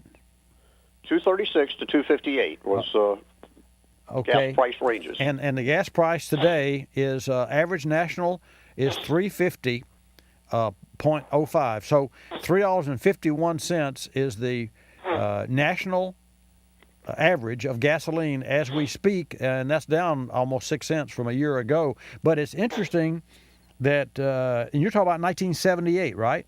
Correct. Okay, so $2.58 in today's dollars is what a gallon of gas cost in 1978. That's what they're saying, yes, sir. Interesting. Okay, please continue. I thought it was interesting. Yeah, really. Next. And half of all the oil used in the country went for driving. Okay. Consumer Reports said that they went and tasked the government because the fuel efficiency numbers didn't reproduce what actually happened, and of course the average, the fuel economy standard in '78 was 18 miles per gallon over the fleet, the CAFE. Yeah, that doesn't surprise me. The CAFE, and folks, this gentleman was talking about corporate average fuel economy. It was 18 mpg. Yeah. And soon it will be in 2025, I think it is, 54.5. It says that they had a Rabbit diesel that took 21.5 seconds to 0 to 60. Well, I've driven some 240 Mercedes-Benz that took 30 seconds to get to that same speed. They also tout their vehicle rollover work and their car seat safety work. Right. And I know that car seat's one of the things that you like to support. Yes. And I just found the article quite interesting. And I think I'm going to re-up my subscription to this bunch. And I'm going to re-up my subscription to you. I like listening to you on Saturday morning. Well, thank you, friend. Thank you. I appreciate that. I read a report similarly interesting from Consumer Reports and several years back, and they were talking about a Buick. They were judging a Buick, and at that time, before Olds went away, they were judging an Oldsmobile. And now, at that particular era, the Buick and the Oldsmobile were the same cars. Right. Of course, they had different grille and different dash, but the bottom line is engine, transmission, differential, radiator, front suspension, rear suspension, all of those parts were interchangeable. Literally, they're just a different badge. You know the drill. Right. And yet, the report was that the Oldsmobile 98 was not necessarily a great car, but the Buick Park Avenue was a fantastic car. Now, and so I could never figure out. I said, now I wonder if and it's just possible that if they had called, let's say, 10 people or 100 people, and just so happened that they happened to reach just happened to reach people that had a bad experience with the Oldsmobile, because having been in the business through all these years, we've serviced more than 200,000 vehicles in our 43 years in automotive service. So we know where the, like a Jeep, if you got a Jeep, you're going to have a window regulator that's going to give you problems. And I could have one of my guys come on and say, oh yeah, if you got this year Ford, you got this year Ford, because they all have each individual year, make, model, or each era. Let's just say, let's make it more general. Each era of cars had specific problems that they had to overcome. Mercedes-Benz from 2000 through 2004, and I'm thinking, it may be earlier, but I know from 2000 to 2004 had some quality issues. And the CEO says, we have to get this company back on track. And they did, but they had, for instance, a transmission controller module that's mounted inside the car in the right floorboard, and it had wires. It ran from the module in the floorboard down into the transmission. And oil from the transmission would wick its way into the module and destroy this module. So if you got a 2000 era 2000 E-Series Mercedes or other Mercedes, chances are sooner or later you're going to have a problem with oil that makes its way. And you say, well, gosh, do they do that today? Yeah, they still do that. I don't mean they wick, but they still use controllers in the transmission. And there's a new car that came out. I see that Jim from Washington's on the line. We'll go to him shortly. But there's a new car that just came out that they're putting, and Stan, you'll appreciate this, or not, they're putting the black box inside the transmission.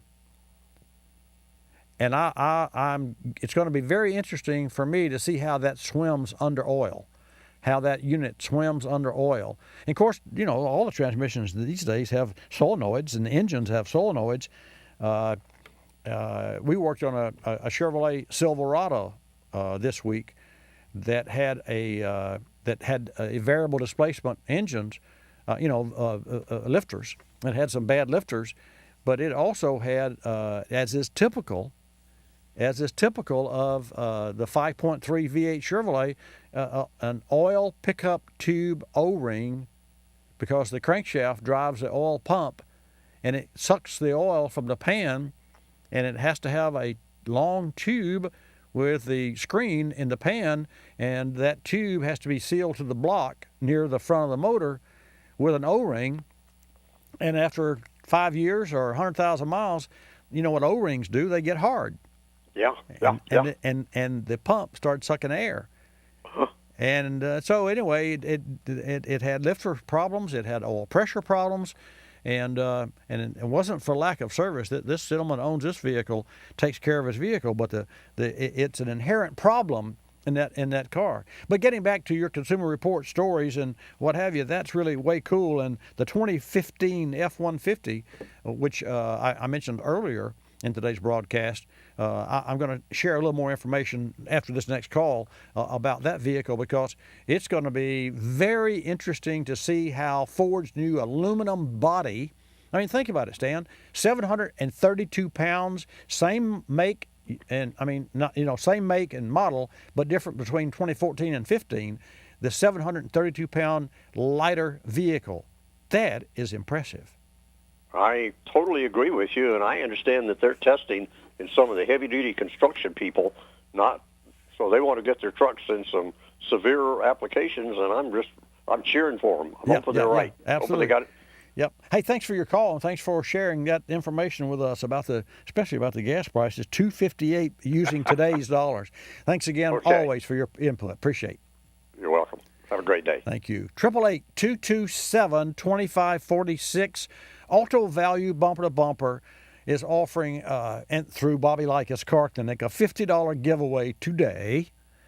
As I said, courtesy of Auto Value Bumper to Bumper. You can go to autovalue.com to locate a store near you. But the bottom line is, Auto Value Bumper to Bumper wants to remind you to replace the brake hardware with every brake job, and I concur. And often overlooked, brake hardware is all the supporting components in on and around the caliper and pads that help properly align the brake pads and retract the pad away from the rotor for smooth, reliable, quiet, and efficient brake performance. Folks, it's a small investment to ensure your brake job is complete and done right the first time. And if you're a shop owner, you should always replace the brake hardware with a brake pad. Available at participating Auto Value bumper-to-bumper stores. Don't forget the brake hardware.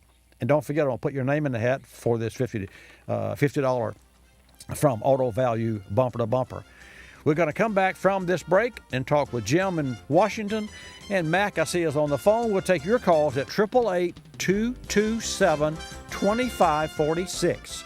I'm Bobby Likis with today's Engine Care Spotlight, brought to you by CRC Industries, makers of Brake Clean. Driven any new cars lately? Stunning, with beautiful lines and handsome fit and finish. Today's vehicles also produce lower emissions, good for the environment. The key is recirculating exhaust gas, but this can generate harmful carbon deposits when untreated, can lead to pinging, lower MPG, and power loss. CRC Top Engine Cleaner is designed to remove harmful engine deposits that cause performance problems like pinging or knocking, decrease gas mileage, rough idling, and power loss. Using the attached extension tube, simply spray an entire can of CRC Top Engine Cleaner directly into the throttle body with engine idling at 2,000 RPM. Turn off the engine, let soak for 20 minutes, then restart. The vehicle will dispel white smoke from the exhaust. Drive until the smoke disappears. Find more automotive maintenance solutions at crcindustries.com or find them on Facebook at CRC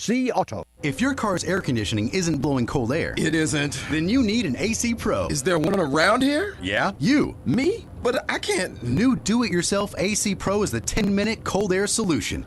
It's fast, easy, and saves you money. With AC Pro, you'll have cold air blowing again in just minutes. Wow, it's freezing in here, and I did it myself. See? You are an AC Pro. Yes, I am. New AC Pro, the 10-minute do-it-yourself auto AC cold air solution.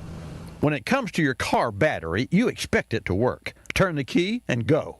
Thanks to state-of-the-art engineering, strong, consistent starts are exactly what you get with PowerFrame Grid technology. Batteries that use PowerFrame Grid technology provide superior cranking power with up to 70% better electrical flow than other grid designs. Look for the PowerFrame logo on the outside of your next battery. It means true strength on the inside. Visit powerframe.com to find a retailer near you. You're listening to Bobby Likis Car Clinic. I'm your tailgate grill. Your buddy was in such a rush to get into the game, he didn't quite put me out. I see you bought the industrial-sized bottle of lighter fluid. Smart. And if you got cut rate insurance, you could be paying for this yourself. So get an Allstate agent and be better protected from mayhem. Like me. Mayhem is everywhere. Are you in good hands? What makes your adrenaline rush? What makes it pump? What makes it zoom?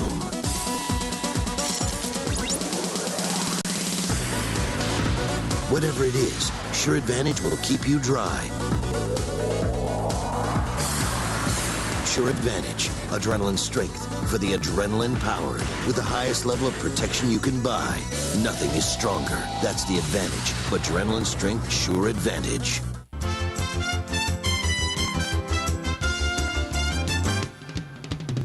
And now back to Bobby Likis Car Clinic and your host, Bobby Likis. Welcome back to Bobby Likis Car Clinic. So Tony and I were just talking about engine noises. You know, a tappet. What's a tappet sound like? And and I said, well, here's a main bearing has a real deep thump. And in fact, you can, well, hopefully you won't hear any of these noises in your engine. I want to reach out to Anderson, South Carolina, WAIM 1230 AM. Rick Driver and Mac Heaton, General Manager and Program Director there, but more importantly to the listeners there at WAIM 1230 AM, Anderson, South Carolina. Let me hear from you. Call Bobby Likis at 888 Car Clinic, 888-227-2546. Take a call from Washington. Jim, welcome to Bobby Likis Car Clinic. Good morning. Good morning, sir. Howdy. enjoy your program. Listen to it every opportunity I get. I thank you very much. I appreciate your most kind words. It drives me every Saturday when I come in. I love those comments, and so keep it coming. Appreciate it. Yeah, I really enjoy it. 96 Dodge Caravan. Okay. 3.1 or 3.0, I don't know, 3.0 I guess. Drive, starts up and runs okay. Take it down the road, maybe 10 minutes, it'll die. Try to crank it over. It cranks over okay, but it won't fire off. Right. Let it set 3 or 4 minutes. Start it up. It takes off. You can drive another 2 or 3, 4 minutes, and it dies again. It'll do that quite often. We've changed with a brand new fuel pump on it, new fuel filter. Good. We've had it into five shops. They can't find any codes on it. They did change the ECM on it, the computer. Really? But it didn't change a thing. One ironic thing, if I'll drive it, once it quits, if I start it up and go again, if I drive it a minute or two and kick it out of gear and rev it up and let it come back down, hold into gear, do that every couple minutes, it'll keep going. But if you just hold it steady after 2, 3, 4 minutes, it'll die again. Let it set 3 or 4 minutes, and it'll start up and go. Wow. Ever had anything like that? Sure. Which you don't want to which remember, week? don't you? Yeah. You know, Jim, that the real challenge with what you say, and then you threw the real monkey wrench in there with talking about putting in the vehicle in. So you could theoretically drive from Washington to Florida as long as you remembered to kick it up in the neutral and race the engine up, except for stopping for gas, without it ever dying. Is that what I hear you saying? Well, I haven't tried to drive it that long, No. but I can drive it half an hour, 45 minutes, and if I do that every minute or so, it keeps going. But if you just hold it steady, give it 3 or 4 minutes, and it dies. Well, you know, that makes me think that because you take the pressure off. See, there's a lot of things that happen when you kick it neutral like that, and that's good diagnostics, by the way. One of the things you're doing is you're moving. Well, the gear shift, that doesn't count. I mean, gear shift module, transmission shift module. Right, sure. No, the exhaust pressure. So if you had an exhaust, an older car that had a muffler that was restricted, and you kicked it up in neutral and let the pressure off, change the pressure, then put it back into gear, that would be the same thing as stopping and pull over the side of the road, turning it off, and let whatever, if a pipe were collapsing. But a pipe is not going to respond that easily, nor would a restricted exhaust system respond that easily. You know what I'm saying? In other words, if you parked it and turned it off, and waited 5 minutes, 10 minutes, yeah, it could be. I would tend to believe it'd be exhaust, but you're not describing that, so I'm going to scratch the exhaust. So I don't think it's exhaust. You've already replaced the ECM, but there's an ignition control module that may be what you were referring to that could cause that same problem. Except that usually when you have a problem like that, I think it's a relay. I think it's a fuel pump relay. That's what my first thought was, but so I don't even want to go with my other thoughts because I'd be here for 30 minutes talking about this one item. And so here's what I would suggest. I would suggest that you find the relay. Yeah, here we go. The fuel pump relay, as I remember, is under in the engine compartment in the main wiring. Yeah, okay. The fuse box. Yeah, or whatever fuse you want box. to call it. Yeah, the junction control box. They wouldn't dare call it a fuse box. You and I would, but the OEMs would call it the complete master control panel box, or they wouldn't. The bottom line is, as I remember, and I could be wrong here, as I remember, the fuel pump relay is in that box. Yes, it is. It has a big square thing about it. Yeah, about the size of an inch. Yeah. I want you to find another relay that has the same part number.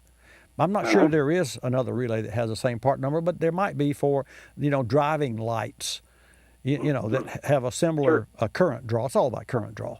And the relay doesn't know that it's feeding the pump. It just knows it's passing. It's just drawing current. It don't know where it's going. No, that's right. Exactly.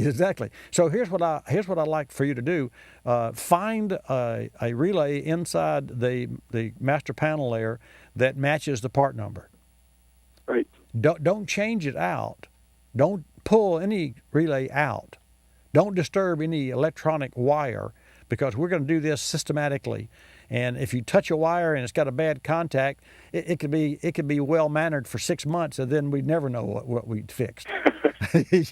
So, and I want to know. Yeah. I want to know, and I want you to know, and I want all of our listeners to know. So here's what I want you to do: find the relay, and then look for the same part number relay elsewhere. And if you can't find one, then go to an O'Reilly Auto Parts store and buy a new relay, but do not install it. Do not install it. Take that vehicle out on the road, do your thing, let it die, do all your little tricks, and then when it finally fails, pull over and pluck that relay out, and then put engine shut down, and put a new relay in there and take off again, and let me know if that fixes it. I'll be your hero. If it doesn't, we'll have another conversation. We'll just keep trying. Yeah. Okay. Hey, Jim, good luck. And where do you live? What? Yeah, this Carson brake kit. Yes, sir. Advertised. Yes. What do they use to retract the calipers or the pads from the calipers? Oh, that's ordinarily cool. They use a square O-ring.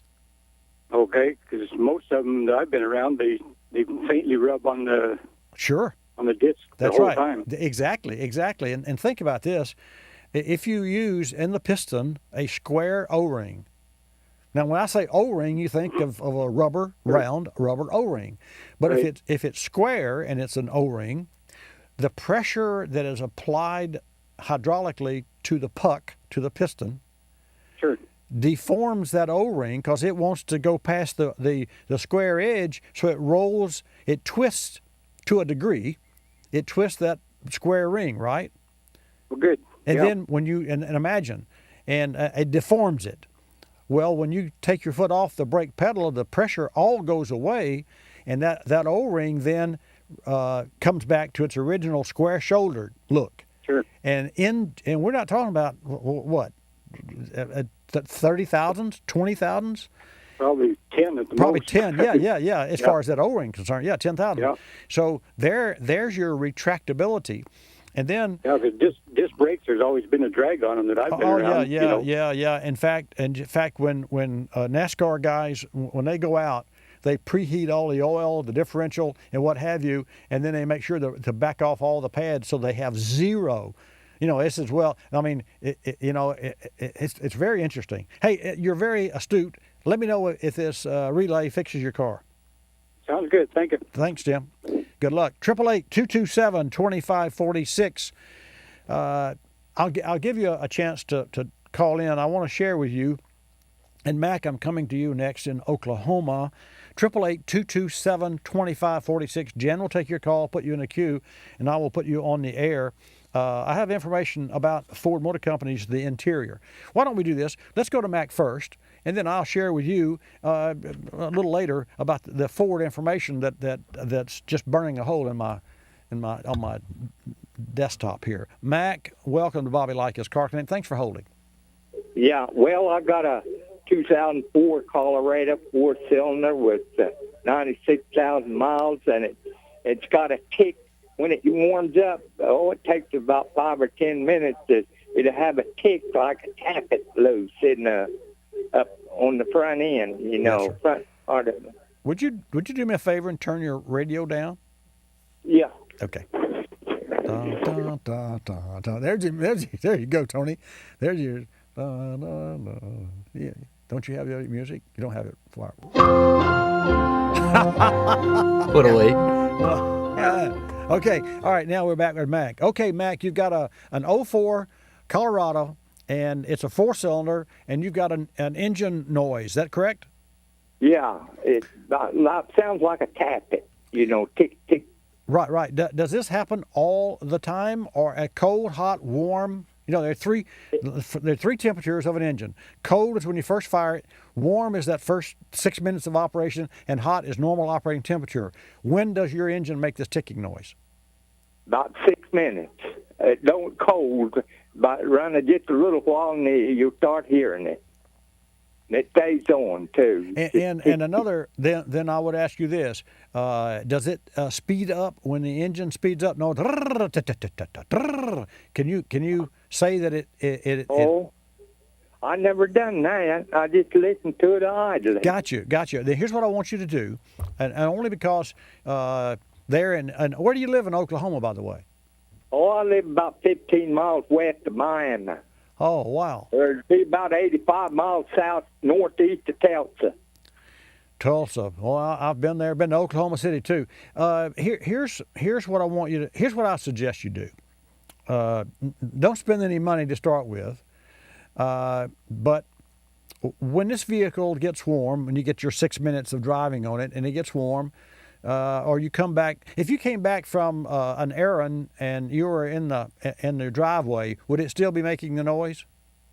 Oh yeah, it never quit. Good. Okay, well that's not good, but it's good for diagnostic purposes. And here's what I want you to do. I want you to take it to your local service mechanic, to your local service shop, and they can use and you can buy one of these little tools. It's a mechanic's stethoscope. You know, you've seen the doctor that has a stethoscope, right? Oh, okay. I got a friend that's got one of them. Good. Touch the engine on the top of the cam cover to see where that noise is coming from, and then you can pull that cover off to take a closer look with the engine off, and I'll be back. Fortune 500 companies choose Royal Purple lubricants to protect and improve the performance of their multi-million-dollar equipment. The same high-performance technology is also available for your car, truck, motorcycle, boat, or ATV. Royal Purple enhances performance and provides superior protection for anything wrapped in metal. Royal Purple is the performance oil that outperforms. For independent tests and endorsements that document Royal Purple benefits, go to royalpurple.com. That's royalpurple.com. I'm Bobby Likis with today's Drive Smarter tip, brought to you by Escort, the world's best radar and laser detectors. Increasing MPG keeps more money in your pocket. How can you improve gas mileage? Check front end alignment, tire pressure, and once the cabin is cooled, run a lower AC setting. Also, drive sensibly. Abrupt starts and stops can lower mileage by up to 33%. Visit escortradar.com to learn about special offers on Passport IQ, a GPS nav and radar detector in one. Don't just drive smarter. Escort. You're listening to Bobby Likis Car Clinic. This is Willie Works. Hello. Back to answer all your laundry questions, like how to get out those tough embedded odors. Like when your husband comes back from the plant. Woo! Smelling like he brought the whole place home. Or when one of the cows escapes and you have to wrestle it to the ground. What? I think that's a good one. They're all good ones, and I have the solution. Febreze for the wash. Just add a capful with your detergent and odors disappear. Wow! One capful is all it takes? Yep, Febreze for the wash. One cap, one wash. And say goodbye to odors. Another great place to use Visa. Your heart pounds. Your body sweats. Whatever you do, don't look down. Okay, you can look. Because this is the Boulder Rock Club, the largest indoor climbing club in Colorado, where 10,000 square feet of scalable walls give you all the thrills of a Rocky Mountain climb. So bring your sense of adventure and your Visa card, because the Boulder Rock Club will take you to the top, but they won't take American Express. Visa, it's everywhere you want to be. We're a land of cynics. We don't believe anything anymore. You know why? Because we've been told we've won $1 million. That it's new and improved, that it slices and dices, that our favorite singer is still alive, that we'll be prosecuted if we cut off the tags, and of course that everything is backed with a 100% money-back guarantee. So when we hear the words customer service, we don't believe it. Travelocity isn't surprised if you're a little skeptical when they say they have excellent customer service, and that there's actually a pleasant face behind this website, a living, breathing person with a supercharged computer full of answers. Someone who's willing to help when you get lost, and most of all, someone that will actually pick up the phone when you call with a question or a concern. Customer service is just another example of how Travelocity puts you in control of travel. Chances are you'll never have to use it, but it's good to know it'll be there if you need it. Travelocity.com. Go virtually anywhere.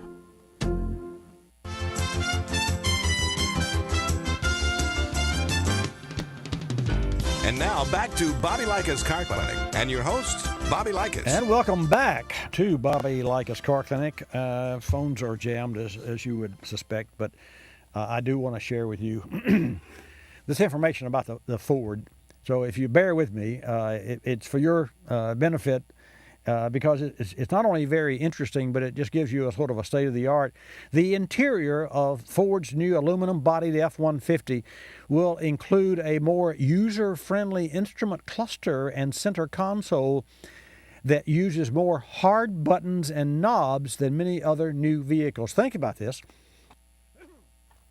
Most cars have the touchscreen, and that's what, cars are going to, and as well. I mean, I love that feature, but I also like to be able to reach over and turn the radio down on a knob because that's especially true if I were had a truck, if I were driving a truck and I was using it for work conditions. The pickup, the Ford F-150 I'm talking about, will hit dealer lots later this year. It's sort of bucking the trend of elaborate touch screens for a very specific reasons. And truck customers don't want that technology. Most F-150 owners will use the truck for work and often can't swipe up or down on a screen with dirty hands or while wearing gloves. I'm not sure I agree with that, but the bottom line is information about fuel economy, towing capacity, trip logs, tire pressure. All that's important, so all that can be viewed on the instrument cluster under the My View feature. And also the My View allows truck owners to simply customize what information is displayed and where it is on the screen, all with a few clicks of a hard button on the left side of the steering wheel. So you kind of got your cake and eat it too. And I've been following Ford's new F-150 because it's the aluminum body, it's renewable energies, and as you know, I follow that very closely. I'm also I know the facts on ethanol, and you hear those when you tune in to Bobby Likis Car Clinic. And I'm absolutely open to discuss any issues that you may have or think you have with ethanol. But the bottom line is, as we lead toward a reduction in foreign oil dependency in this country, renewable energies, renewable fuels are all important, and gas mileage is all important. And to that end, this new F-150 that I'm speaking of is 732 pounds lighter, and that equals what? MPG. You take 732 pounds out of a vehicle that doesn't have anything in it. I mean, it's just, you're not even in it yet. And you've got a vehicle that, you spot me 700 pounds and I'll get better gas mileage than you and better performance than you and better everything than you. That's the way it is. So Ford has not released the actual MPG numbers, but just for you to know, they performed focus groups on the interior. So if you're thinking of a new truck, and I'm not a car salesman, but if you're thinking of a new truck, I would really suggest that you check out the new F-150 aluminum vehicle. Let's go to California and take a call from Scott. Scott in California, welcome to Bobby Likis Car Clinic. Good morning, Mr. Likis. How are you, sir? I'm just fine. Call me Bobby, Scott. Thanks, please. Thank you, Bobby. I have a 2001 Ford Focus ZX3 with the Z-Tech motor in it. Yes. And it seems to be having a bit of an overheating issue, but only in problematic situations like stop-and-go traffic and things of that nature. And I replaced the coolant reservoir because I noticed that there was a crack in it. Right. And still, there's an overheating that it's not so much, how can I put it? It's like when it gets to the very, very, very end of the spectrum of safe, before it crosses over to no man's land and then hits that red area, right. then the fan will kick on. And I don't know if that's normal with the Ford Focus for the fan to kick on that late. I always known in other vehicles that the fan kicks on fairly soon. I'm saying sooner than it does to where it gets all the way. Definitely, because if you get to that critical point, that is such of a concern. I put myself with you. I can remember when I built a Cobra And I was always concerned, big 427 Cobra, I was always concerned that I would get stopped halfway across the Bay Bridge, which is a 3-mile bridge, July the 4th with traffic, and the car would overheat, and I'd say, what am I going to do here? You can't shut it off because traffic does move, but you have to stop. Right. So I'm with you. I get, is your car air conditioned? I mean, it has to be. You live in California. It is air conditioned, but I rarely use it. I live in the high desert, and so it's a pretty dry heat up here, so it's okay. And the fact that I don't want to put the strain on the motor with the high heat using the AC because of the issue. Oh, I'm glad you called. You'll be doing just the opposite. When you turn on the AC, and I want you to specifically do this. See, you may have a sensor. There are two. Well, let me back up.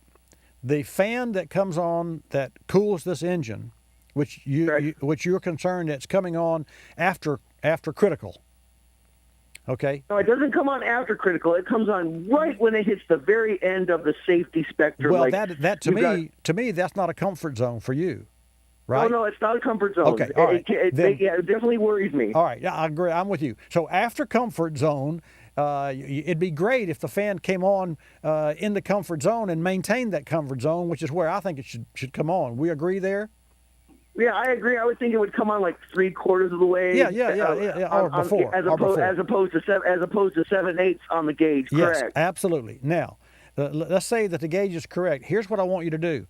When it starts to near the edge of the comfort zone, and you know that it shouldn't be, the needle shouldn't be there, the temp should not be there, but it hasn't gone quite far enough to engage the fan. That's when you turn on the AC, because the AC is another power source for the fans and will engage those fans, so you can use the AC to save the car's laziness or lateness in turning on its own cooling fans. You got me? Sure. Okay, and what because within 15 seconds of turning on the AC, the fans will engage because the AC does that. So to fix the problem without engaging the AC, it's sounding like I need to have my sensor checked. But you do. But you want to be able to make sure that those fans are working when you instruct them to work. So you want to be able to make sure, and the way you do that is by taking control. So you're going to use the AC to control the fans. And the AC is not going to make any heat to speak of, because the fan's going to come on long before the AC ever really gets the condenser hot. So you're going to cool the engine, and you can control it by the AC off, on. And then you're going to leave it AC off until the engine controller, and then you can go to a service shop and say, hey, why is it that here's what I know the fans work because I can control it, but with the fans not being pushed on by the AC, the engine's sensor doesn't connect the dots quickly enough. You got it? I got it. Okay. Hey, man, I'm glad you called. Thanks, Scott. Thank you, Bobby. Have a great day. 888-227-2546. Okay, it's about that time, I think. And the reason that I know it's time, ask me, Tony, why I know it's time. How do you know it's time? Because Miss Jan walks in and she's in the studio here. You do? Well, that's cool. Well, folks, here's the bottom line. As I mentioned earlier in today's broadcast, from Auto Value Bumper to Bumper, we have a special $50 giveaway. And the bottom line for every caller, we put your name in a hat. Miss Jan is come around, Miss Jan. She's right beside me. If you watch Bobby Live, this is the lady that answers your call. Say hello to everyone. Hello. Yeah, lean down, Jan. Let us see your beautiful face. Yeah, lean down. There you go. Yeah, cool, pretty lady. And here's the bottom line. Auto Value Bumper to Bumper wants to remind you to replace your brake hardware with every brake job, and often overlooked. Brake hardware is all those little supporting components in and on and around the caliper and pads that help properly align the brake pads and retract them away from the rotor for smooth, reliable, quiet, and efficient brake performance.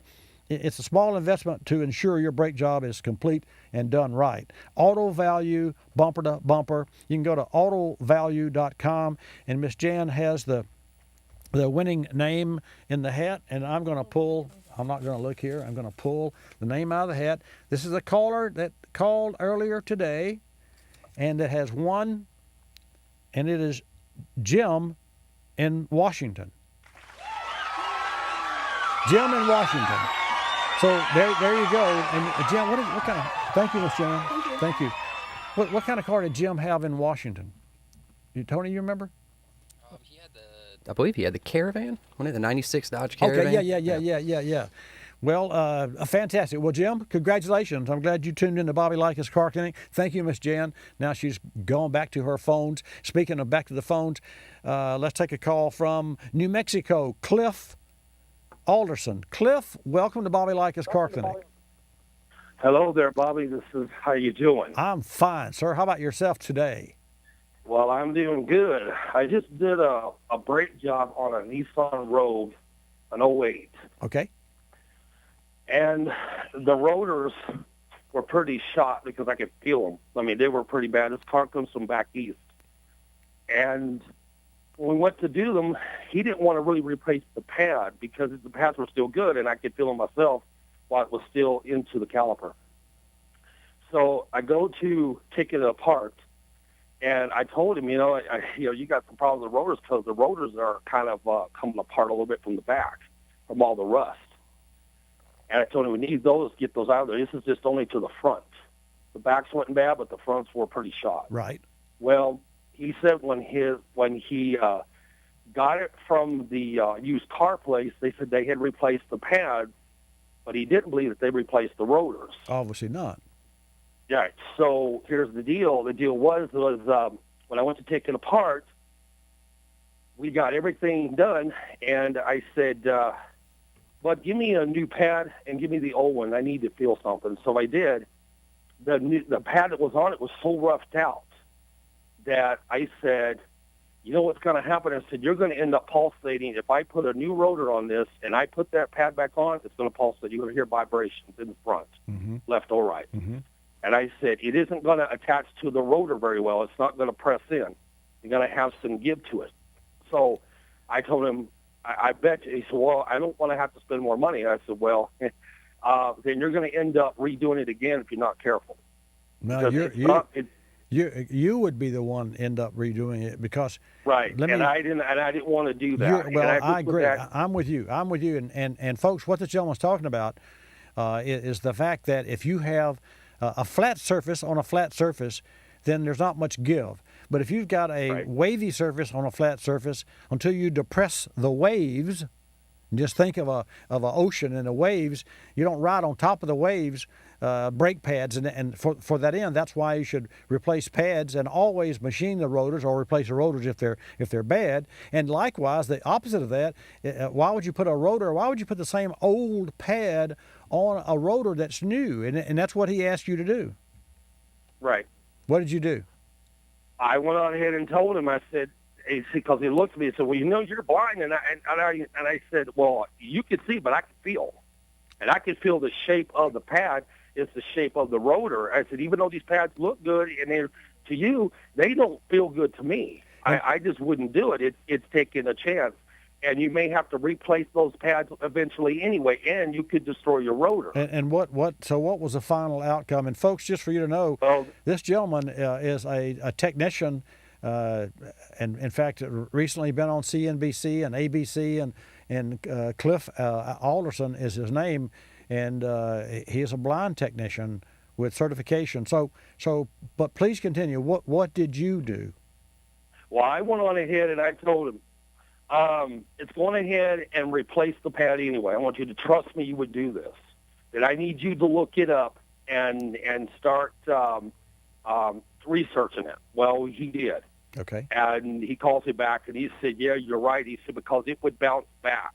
Sure. Like a bouncing back. It's bouncing back. Yeah, it would be spongy. Yes. Yeah, absolutely. Spongy, right. And it's going to do it. And it's going to vibrate the front.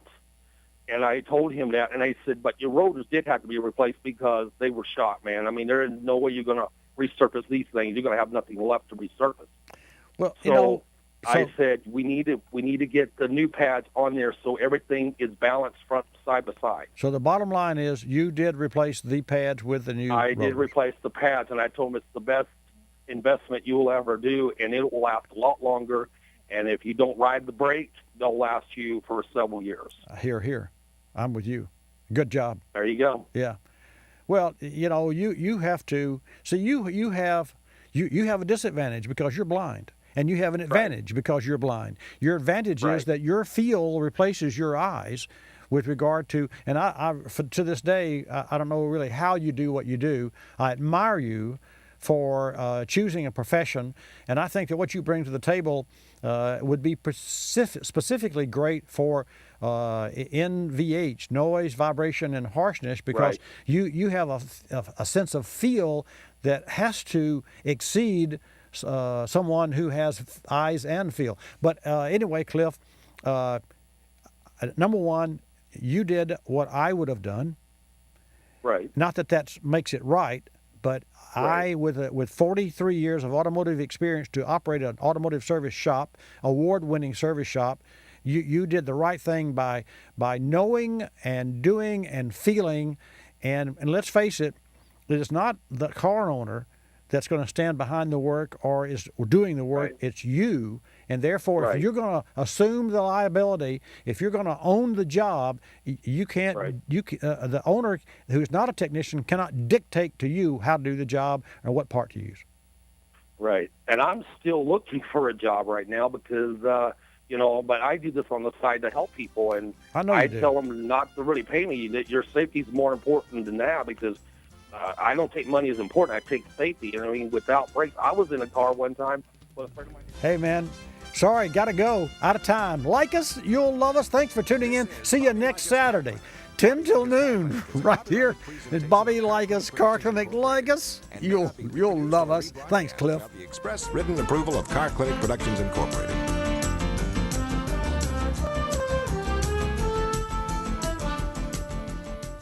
I'm Bobby Likis, calling all technicians with 20 facts about ethanol. The Department of Agriculture determined ethanol's energy balance to be 1.7 to 2.3. That's to say, today's ethanol production yields nearly twice as much energy as it took to create. Also, in 2011, ethanol use reduced tailpipe CO2 equivalent emissions by 25.3 metric tons. I'm Bobby Likis with 20 facts about ethanol, brought to you by the Renewable Fuels Association.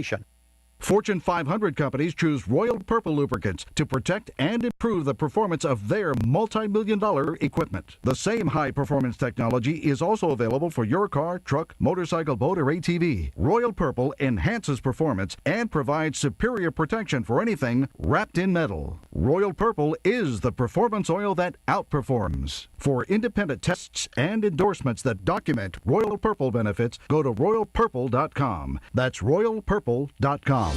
You're listening to Bobby Likis Car Clinic. Go ahead, hit me. Yeah, come on, in the face. I need to be prepared. Oh, sending in the dogs. Okay, bring it on. Oh, man. Oh, if I can handle this. Oh, I can handle 10 intruders. Oh. Dude, just change the locks. Yeah. Come on into Ace Hardware to find all kinds of home safety products. Everything from locks and keys to fire extinguishers and smoke detectors. Everyone deserves to feel safe. Look to your Ace Circular for special savings. Ace, the helpful hardware place. Mom, see you later. Jason? Who else is going to the concert with you? Anna and Kyle. So you'll be home... At 11. Good. Make sure to call me if anything comes up, okay? You know I never forget. I know you don't. Now, about that music. Yeah, isn't it awesome? Well...